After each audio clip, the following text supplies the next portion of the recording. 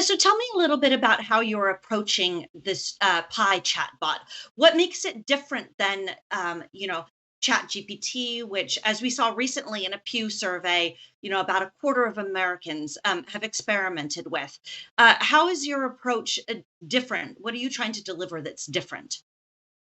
Well, we believe that everyone in the world is going to end up having a personal intelligence. Just as we all had a personal computer, the future of computing is intelligence.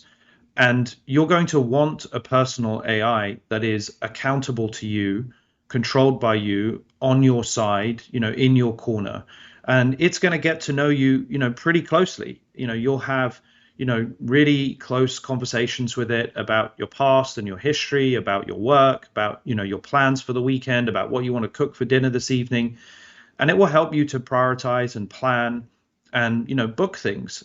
Think of it as a chief of staff or a personal assistant.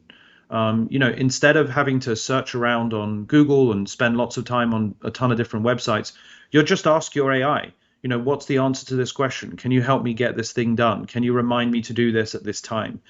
And so, it isn't going to be quite ready this year or next, but certainly in the next, 2 to 3 years, it's going to get really, really good at some of those very practical tasks. So far, we've designed it to have high emotional intelligence.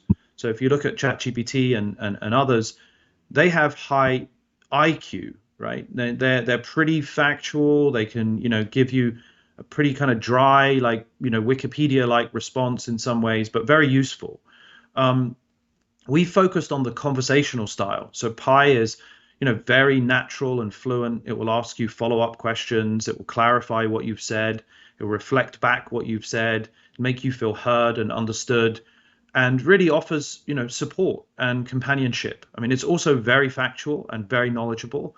And up to this point, we have one of the best large language models in the world. We published a tech report a few months ago that showed that we are as good as ChatGPT 3.5 on all of the public benchmarks in terms of factuality, groundedness, and accuracy.